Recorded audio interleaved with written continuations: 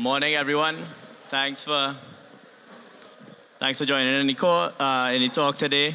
So really, what this talk is today is to kind of introduce you guys to what I've been doing over the last 2 years. And if you are looking at getting into like that more sustainable development, fulfilling work that isn't really like too much into the DeFi space and looking at investing into developing markets, this is a unique introspect into the Caribbean blockchain ecosystem and what we're trying to do over there. So I'm Mark Pereira, originally from Trinidad and Tobago.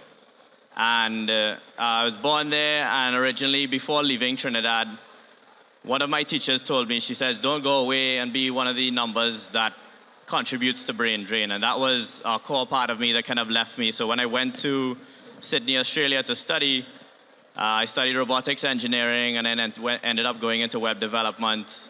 Luckily enough, I got into the blockchain ecosystem. And that's where I began my startup journey. And really, most people know me for this project, Alice, which was a crypto wallet aimed at being like the super app of crypto. Really what we were trying to do is make mobile blockchain development as easy as possible, because the mobile blockchain ecosystem is completely underdeveloped in the Web3 ecosystem, and we just thought that if we made it easier, more people would come. But it was my first startup. I made a lot of mistakes and I learned a lot along the way. And because I learned a lot along the way, I built up this knowledge to do blockchain consulting and build blockchain applications for some of these guys, some of the big names out there, which I'm like incredibly humbled to say that we have worked alongside some of the most talented and awesome minds in the UX space, also some core Ethereum teams. And currently we're building out the non-custodial wallet for the Flow blockchain ecosystem.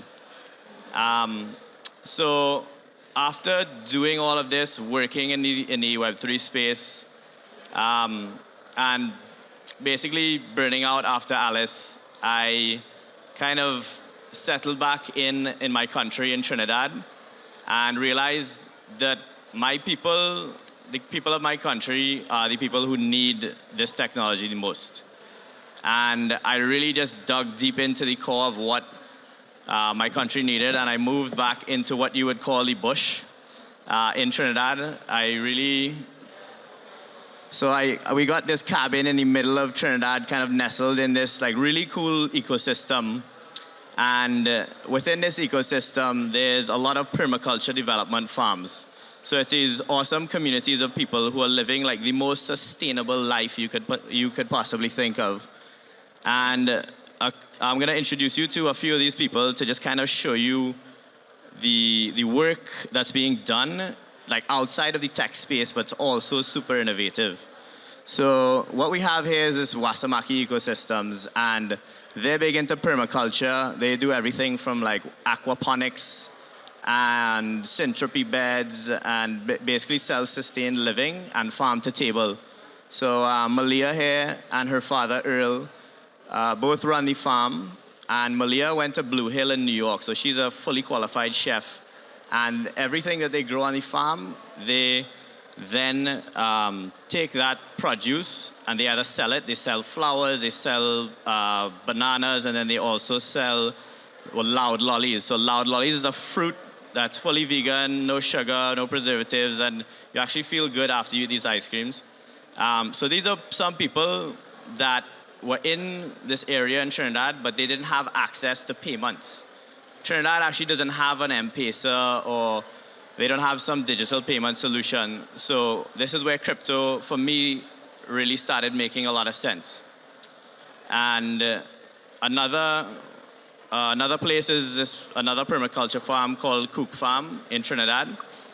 And here we have like the next generation of innovative agriculturalists growing up. This is Elena. She's the daughter of Matthew and Brittany in the Kook Farm. And you can see here, like, this is a young ecosystem, but they're also innovative thinkers.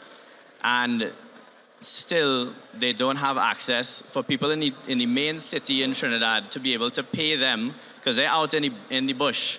So to get money to them is a lot harder to do, and they actually have to make treks from, it's a 45-minute drive to go up into the city and deliver all of their produce.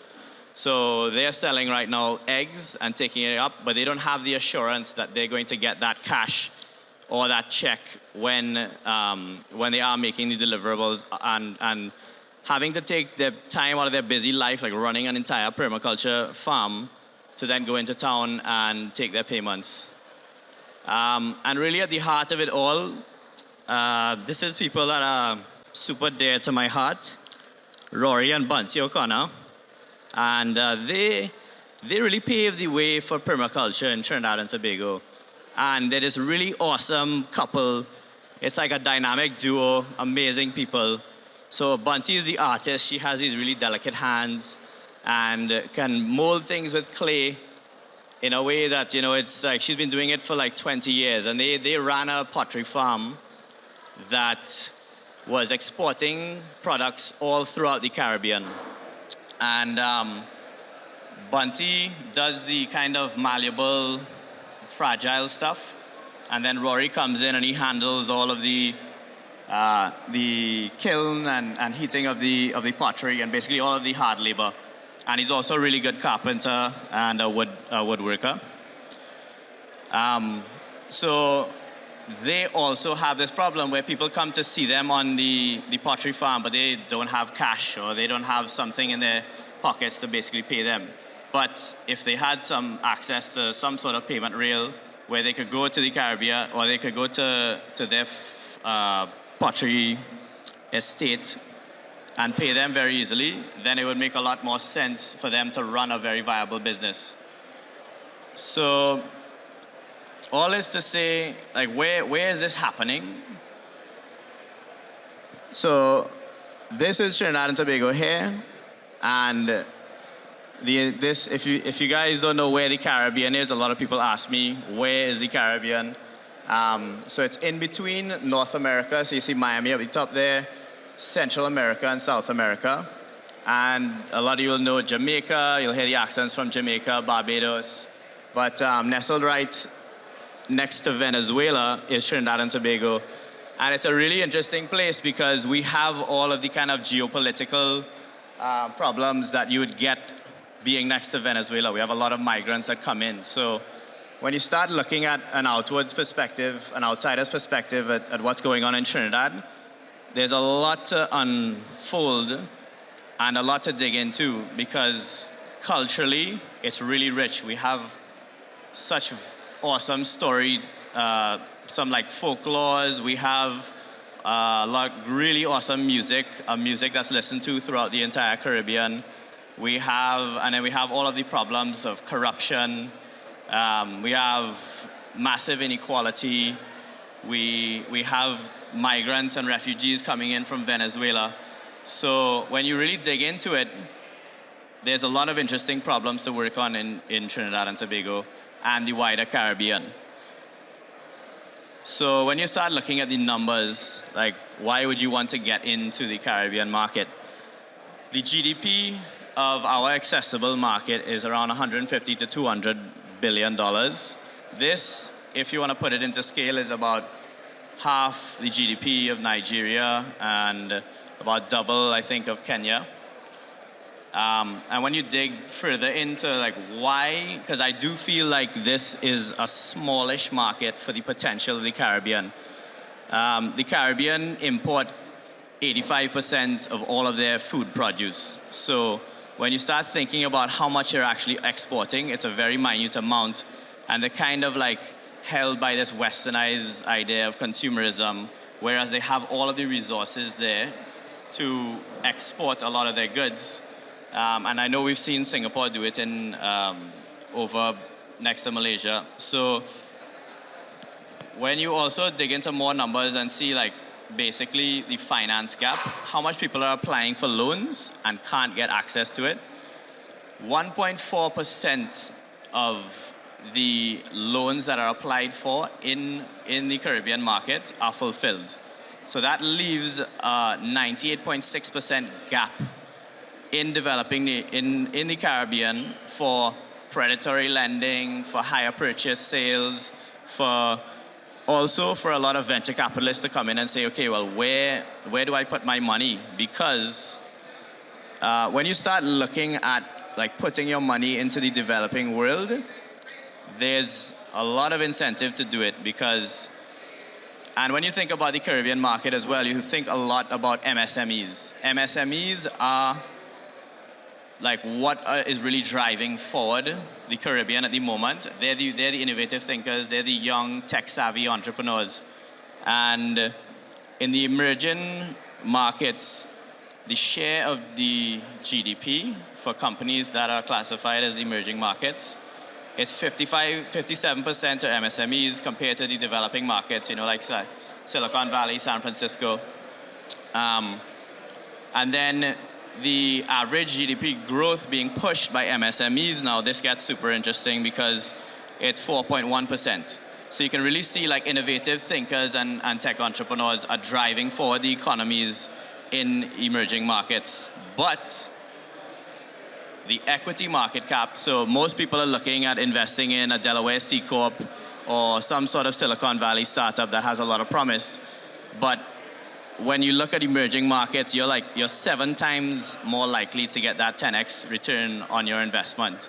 So I think this is a really awesome statistics by a friend who's working on a project called Turba, which is basically tokenizing equity and then putting it out there so that outside investors can invest into the developing markets.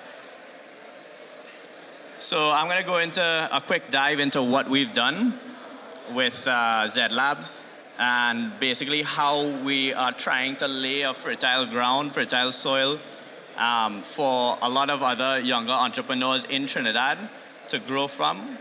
We've been extremely privileged to work in the crypto ecosystem and experience the benefits of these massive spikes in currencies. And really what we're doing is reinvesting all of this money back into our local ecosystem. A part of that is education. So we're all technologists and we all know the bootcamp model and how that's basically a very high throughput way of getting technologists out there into the space. So we're our first cohort of MVPs, as we call them. They're a part of the MVP program, and what we're trying to do is instill them with the minimum viable programmer mindset so that once they're in an organization, they can go all the way through and become the most valuable players in their organization. And they've just finished their first section of the course, which is HTML and CSS, and then we're moving them into JavaScript.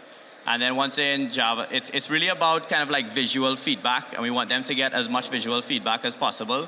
So we start them off with front-end languages, and then as you get into JavaScript, you can build anything with JavaScript, a mobile phone, IoT, back-end servers, desktop applications. So it's really about like picking your path with JavaScript and seeing where you want to drill into. And we do encourage them to get as deep as possible. And we do a lot of pro bono work. This project is very interesting. It's called Wildflower. And I wonder if... So basically, Wildflower is this idea where a local entrepreneur who is really big into pushing MSMEs. She's an awesome woman, Anya Youngchi. She won Project Runway, represented us as Miss Universe, and now works on empowering MSMEs and getting their products into like local supermarkets, whereas if they had a small product before, it couldn't get into supermarkets. So she's made it as easy as possible to get in there, but she's also pushes women's rights a lot in Trinidad, which is a very misogynistic country and very patriarchal. So what me and Anya have done is teamed up on this project, which has a lot of the crypto community in Trinidad, teaming up on it and just really pushing this feminine vibe out there and the matriarch, and pushing all of our educational content in it, because a lot of people want to learn about crypto, So if they want to learn about something so bad, like let's drive them into this like matriarchal DAO that basically gets people kind of like going against the traditional norms. So this is one of our first events we had. It's called Wallet and Wine. And this is the first NFT with Wildflower, which is a really amazing project because that the person in the bottom right of the screen is a reggae dancehall artist out of Jamaica who added her song to the NFT in a loop. And Anya wanted to pay her in crypto, so we had to set up a wallet for her. And then basically we just did this big event around it where we know a lot of people wanted to learn about setting up their crypto wallet, so we made it a big thing. And since that, I think we had like about 40 community members join into the chat and flow in, men and women. So it's working. These ideals that we have are actually bringing people in to this new world that we're trying to create over in Trinidad and Tobago and the wider Caribbean. So this is a little more ad hoc, but we offer an over-the-counter exchange that just moved $1 million in the last 6 months, last month. For an ad hoc exchange, I think it's doing really well, but it's really just to meet the demand for people who want to get into the crypto space. So we trade cash for crypto, and basically the income that we get from these companies that we work for, like Dapper Labs currently, we then trade that crypto with the local market to pay salaries for the locals that are working on these products. And last but not least, we have our product. We're a software development agency, so we solve problems with software. And our premier product in Trinidad is Wham. And what Wham is, it's just a really simplified crypto wallet with nice UX. And we aim to basically make it as simple as possible for people to grasp the idea of digital money and to go from cash to crypto as simple as possible. And then when they do go from cash to crypto, then we meet the demand with the software that we build, but we try to make it as seamless as possible because people in Trinidad or the Caribbean ecosystem, they don't know about DeFi, TradFi, CeFi, like DAOs, all this stuff goes right over their head. But when you put it in their hands and you say, okay, this is equal to $1 Trinidadian dollar, and you can send it to your friends very easily, and you can send payment links over social channels, then it just becomes a lot more palatable to them. And once we build out these financial rails with people who have these wallets in their hands, that then gives us the opportunity to start filtering money and offering tokenized equity into maybe startups, have more visuals into their spending, and then provide like a good micro lending platform. And that's pretty much what's next, is just financial empowerment and financial inclusion. I'm a little over time, so I want to thank you guys for listening. And if you want to get into the developing markets, come and give me a shout. Thank you.